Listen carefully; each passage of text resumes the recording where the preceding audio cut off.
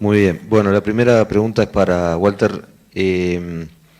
Parecería ser que la señal del Niño y su reflejo es más fuerte para los meses de primavera, o sea, esa probabilidad de mayores lluvias, que de verano.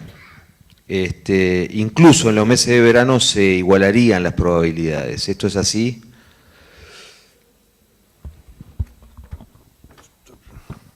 ¿Está prendido esto?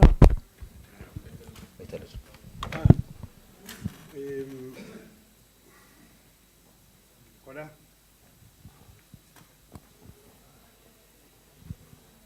Gritos y no. Abajo. Hola, hola.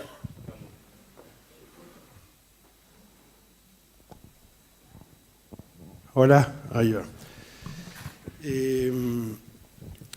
A ver, la primera cosa es la razón por la cual llamé a ver si habían habilitado la ley de cannabis era para el mes noviembre, diciembre, enero, creo. Para el trimestre noviembre. Ahí todavía 95% de chance de lluvia por encima de lo normal.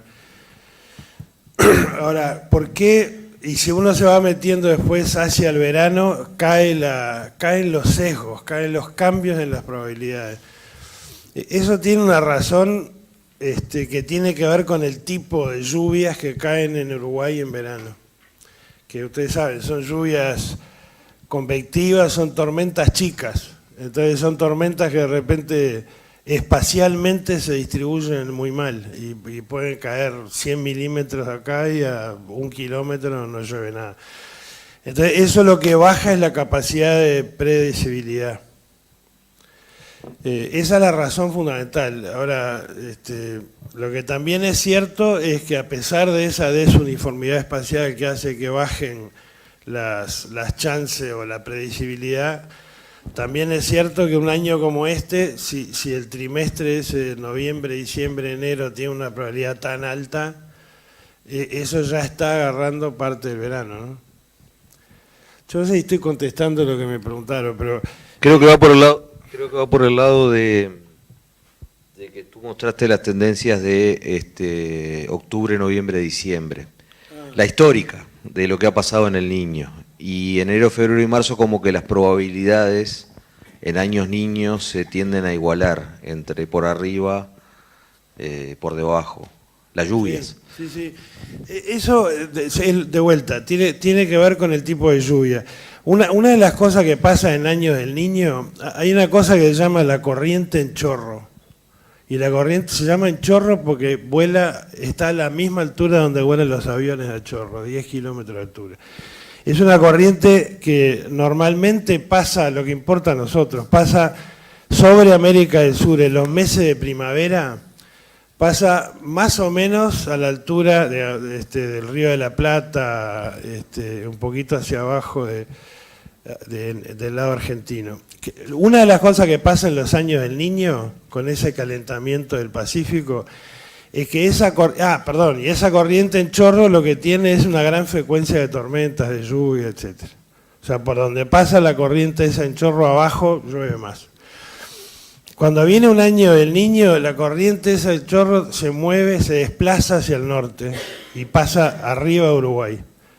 Y cuando viene un año de la Niña, se desplaza hacia el sur y se va abajo en la provincia de sur de provincia de Buenos Aires. Entonces, esa es la razón por la cual en los meses de primavera, que es cuando la corriente en chorro más tiene que ver con la lluvia, la señal del Niño en los meses de primavera es más fuerte. Este año lo que está bueno, eso es el Niño, ¿no? Lo que está bueno, y a medida que que mejora la ciencia, esto se va mejorando, es que el fenómeno de gran escala del Niño no es la única cosa que afecta a la lluvia del Uruguay. Entonces los modelos climáticos se vuelven cada vez mejor y empiezan a encontrar otros factores que afectan la lluvia, y por eso antes había cero predecibilidad. Cuando uno metía un pronóstico algún mes de verano, caía totalmente la predecibilidad. Ahora ya ven que incluso ese trimestre, noviembre, diciembre, enero, ya tiene una predecibilidad bastante alta. Gracias, Walter. Agustín, ¿qué está pasando con la fijación de nitrógeno en soja? ¿Hubo respuesta al agregado de nitrógeno tardío en tus experimentos? Hay de repente dos datos. Por un lado, los trabajos que está haciendo Elena Bellot de Viña Las Brujas en cuanto a lo que es la parte de estimar efectivamente la fijación y cuál es el aporte del nitrógeno. De momento y datos preliminares, lo que muestra es una gran variabilidad dependiendo de cada situación. Pasando específicamente a lo que es respuesta, nosotros hemos tenido poca frecuencia de respuesta. El año pasado en Rincón de Ramírez fue que encontramos respuesta muy asociado a lo que había sido problemas con condiciones de exceso de humedad que podrían haber afectado la fijación. Entonces, un poco como recomendación o como conclusión, lo que estamos viendo es, salvo situaciones donde hay un problema con el establecimiento de la nodulación, con la simbiosis y con que realmente haya un aporte de la fijación, cuando logramos un buen establecimiento de la simbiosis, no parecería ser recomendable una fertilización incluso tardía de nitrógeno. Sí puede ser un salvataje en los casos donde estamos teniendo un problema de nodulación, porque en realidad si no tenemos una parte de fijación biológica, los requerimientos son tan altos que en realidad va a haber una deficiencia más allá de lo que pueda aportar el suelo.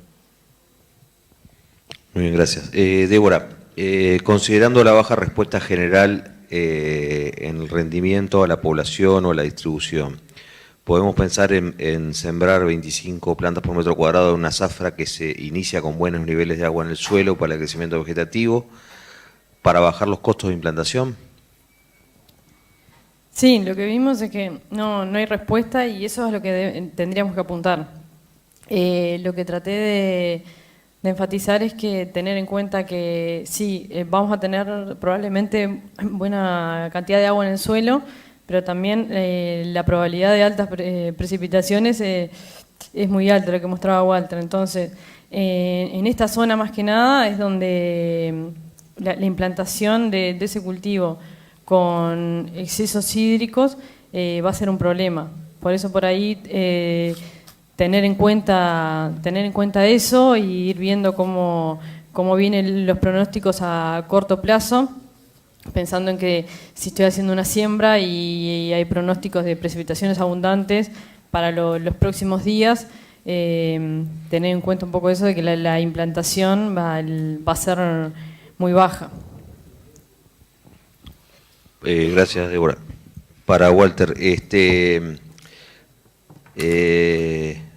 ¿algún comentario sobre el exceso o el posible aumento de la frecuencia de prolongadas secas o fenómenos de abundante lluvia? ¿Eso es una tendencia fuerte? ¿Está comprobado? Y la segunda parte de la pregunta es, en el contexto de su charla, ¿qué entiende por cambio climático? Voy a empezar por esa última parte. El clima varía en distintas escalas. Una cosa que a mí me ayuda a entender eso es compararlo con precios. Yo me acuerdo que, creo que fue en el año 2000, la revista The Economist sacó una gráfica que mostraba la evolución del precio en términos reales, el precio de trigo desde antes de la Edad Media hasta ahora. Y la gráfica mostraba que los productores hoy reciben el equivalente a 0,5% de lo que recibían los productores de la Edad Media. O sea, si la Edad Media es 100, hoy es 0,5. Después la otra cosa, eso es una escala de variación de tiempo que es interesante, le interesa a los historiadores, la escala de siglos, cómo varió el precio del trigo. Después la otra cosa es, ustedes saben, hubo momentos, incluso en Uruguay, momentos donde había protección, donde no se quería importar alimentos, donde se quería producir todo en el propio país, se subsidiaban los cultivos. Y entonces, si uno mira los últimos 100 años, se van a encontrar que hay décadas donde el precio real del trigo, el precio en términos reales, está un poco por encima, ayudado por esos subsidios. Después vino Fondo Monetario, eliminar subsidios, y van a ver que en las décadas después de eso cae el precio del trigo. Y después, lo que pasa de un año a otro, bueno, ahora lo que pasó del año pasado a este, o al revés, lo que pasó en el 2008, así, momentos en que de un año a otro el precio cae o baja o sube 50%. Y además de eso, si uno se mete en Chicago, de un día a otro hay variaciones también en los precios. Entonces, hay variación de precio de trigo a escala de siglos, por ejemplo lo del Economist, a escala de décadas, por ejemplo lo de los subsidios, de un año para otro y de un día para otro. Con el clima pasa lo mismo, es exactamente igual. Entonces, las variaciones de clima parecidas a las que publicó la revista The Economist, cómo cambió de la Edad Media hasta ahora, eso es lo que popularmente se le llama cambio climático. Lo que es interesante y que se está dándole, así, prestando más atención últimamente que antes no se le prestaba, es que también hay variación del clima a nivel de décadas. Entonces, hoy se sabe que hay décadas que la lluvia tiende a estar en valores altos y décadas de años, ¿no? O sea, 10, 15 años, donde la lluvia tiende a estar por debajo. Y después está la variabilidad interanual de un año a otro. Eso responde que es cambio climático, es la variación a muy largo plazo. Ahora, y por lo tanto, en realidad, desde el punto de vista productivo, los cambios a esas escalas nos importan poco. Que la lluvia cambie, por ejemplo, 1 milímetro por mes cada 40 años, por más que sea muy consistente, no nos interesa demasiado. Lo que sí interesa, y eso relacionado con la otra parte de la pregunta, es el cambio climático se debe a que lo que se llama el efecto invernadero natural, que es lo que pasa. Si no hubiera un efecto invernadero natural hoy, habría 15 grados menos. Y es simplemente un tema de balance. Entra la radiación del sol, el sol calienta la Tierra, parte de ese calor se vuelve a emitir. Cuando se emite el calor se encuentra naturalmente con una capa de gases, sobre todo vapor de agua y dióxido de carbono, que hacen el efecto de un invernáculo, el techo del invernáculo. Eso es natural. Lo que ha pasado en los últimos 300 años, 400 años, es que han habido emisiones de gases con efecto invernadero que tuvieron el impacto de hacer el techo del invernáculo más grueso. Entonces ahora se atrapa más calor de lo que se atrapaba antes. Y eso es lo que hace que el clima cambie gradualmente. Ahora, la otra cosa que pasa, y es lo que más nos interesa a nosotros, es que por meterle calor a ese sistema, uno intensifica, por ejemplo, el ciclo del agua. Lo vuelve más intenso, es decir, se evapora acá, se condensa, llueve, escurre, se evapora. Eso ahora es más intenso. Y entonces lo que hace es que en algunos lugares del mundo haya lluvias extremas, o sea, muy variables. En algunos lugares del mundo, como en Uruguay, pasemos de 4 meses de seca a inundaciones. Y eso tiene que ver con la intensificación del ciclo hidrológico. Y en el Uruguay, por ejemplo, uno de los lugares donde hay cambio significativo es es 33. Estadísticamente significativo. Entonces, para darles una idea, ¿cómo cambió el clima en 33? Si ustedes separan los últimos 70 años y miran la lluvia de verano, lo que van a ver es que en los primeros 35 años de esos 70, la cantidad de veces en la cual la lluvia de verano fue más del doble de la historia, de lo históricamente normal, fue una vez. Si ustedes miran los últimos 35 años, eso pasó 9 veces. 9 veces en los últimos 35 años la lluvia de verano fue más del doble de lo normal. Y uno podría decir, bueno, por lo menos eso está bueno porque eso indica que probablemente sea más húmedo, el clima se haya vuelto más húmedo. Entonces la otra pregunta es, ¿cuántas veces en los primeros 35 años la lluvia estuvo por debajo de la mitad de lo normal? Y eso pasó en los primeros 35 años 3 veces. ¿Cuánto pasó en los últimos 35 años? 3 veces. Entonces, ¿qué es lo que quiere decir eso?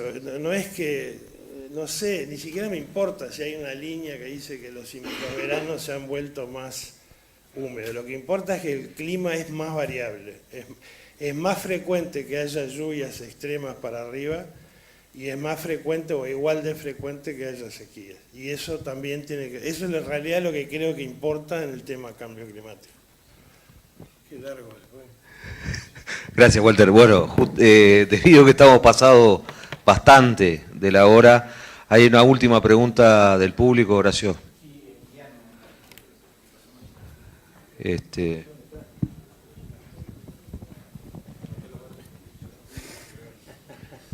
No, era imposible por WhatsApp. Es una pregunta para Agustín. Estuvo muy clara tu presentación, pero ante un análisis hipotético de una baja SIC, ¿no?, para una corrección de potasio, estamos hablando de 10.000 equivalentes o menos, y a su vez un porcentaje de potasio superior o inferior a 2, cualquiera de las dos situaciones sobre esa SIC. ¿Cuál es tu interpretación y si existe alguna pauta de corrección o algún mecanismo de ajuste en función de esos parámetros? El tema, a mí me parece que la SIC es tan baja que en realidad lo primero que pensaría, así rápido, es que va a perder relevancia la relación en cuanto a la cantidad total de potasio, porque más allá de que la relación sea buena, tu SIC es tan baja que, o sea, probablemente tu potasio intercambiable es muy bajo. Entonces, pensaría más en ver el valor de potasio intercambiable.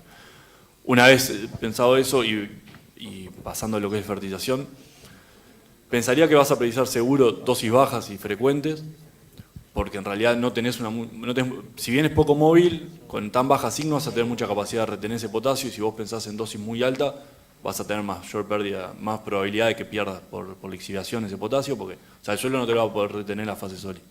Entonces tendrías que pensar que tu fertilización va a ser casi que cultivo a cultivo. Y lo otro que tendría en cuenta, y también a favor de usar dosis bajas, es que en realidad si tenés baja SIC y tenés niveles de potasio que están, no sé, por encima de 2 o más, que en realidad si vos usás dosis muy altas de potasio podrías empezar a tener problemas con las otras bases, o sea, tener una interferencia en lo que es magnesio y calcio, sobre todo magnesio probablemente. Entonces, básicamente pensaría moverme en dosis bajas, estamos hablando, no sé, no va a ser 200 kilos de cloruro pensando en subir 0 milivalente, sino en realidad, bueno, capaz 100 kilos, por ahí, pensando más en el cultivo. Muy bien, muchas gracias a los tres.